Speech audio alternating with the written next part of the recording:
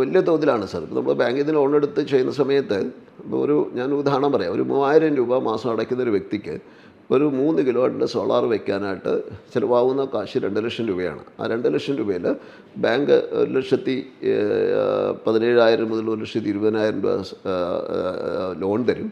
ബാക്കി 80,000 രൂപ സബ്സിഡി കിട്ടും. അപ്പം ഇവരെ സംബന്ധിച്ചോളം കയ്യിൽ നിന്ന് മുടക്കേണ്ടി വരുന്നത് ഒരു 5,000 രൂപ മുടക്കേണ്ടി വരുന്നുള്ളൂ. 5,000 രൂപ മുടക്കിയ ഒരു വ്യക്തിക്ക് EMI വരുന്നത് ഏകദേശം 3,000 ചില്ലുവാനും രൂപ, 3,200 ചില്ലുവാനും രൂപ EMI വരും. 3,200 രൂപ EMI വരുന്ന വ്യക്തിയെ സംബന്ധിച്ചോളം 360 യൂണിറ്റ് വൈദ്യുതി ഒരു മാസം ഉണ്ടാവുന്നുണ്ട്. അപ്പോൾ ഈ 360 യൂണിറ്റ് വൈദ്യുതി ഉണ്ടാവുന്നത് ഇപ്പോഴത്തെ വൈദ്യുതിയുടെ നിലവാരം വെച്ച് 3,600 രൂപയ്ക്ക് സമമായി. അപ്പോൾ നമ്മൾ 5,000 രൂപ മുടക്കി സോളാർ വെച്ചാൽ അതിൽ നിന്നുണ്ടാകുന്ന വൈദ്യുതിക്ക് 3,600 രൂപയുടെ വൈദ്യുതിയാണ് നമുക്ക് കിട്ടുന്നത്. 3,600 രൂപയ്ക്ക് നമ്മൾ ഉപയോഗിക്കുകയാണെങ്കിൽ, അത് KSBക്ക് കൊടുക്കുകയാണെങ്കിൽ ഇതിൻ്റെ പലിശയേക്കാൾ കൂടുതൽ എമൗണ്ടാണ് കിട്ടുന്നത്. അപ്പോൾ സ്വാഭാവികമായിട്ടും ഇന്ന് ഏറ്റവും ലാഭകരമായ ഒരു ഇൻവെസ്റ്റ്മെൻറ്റാണ് സോളാർ. അതുകൊണ്ടാണ് അത് വ്യാപകമാവുന്നത്. അതിലൊക്കെ വരെ ഞാൻ പറഞ്ഞല്ലോ, ഒരു പൗരൻ നിലയിൽ ഉത്തരവാദിത്തമാണ്.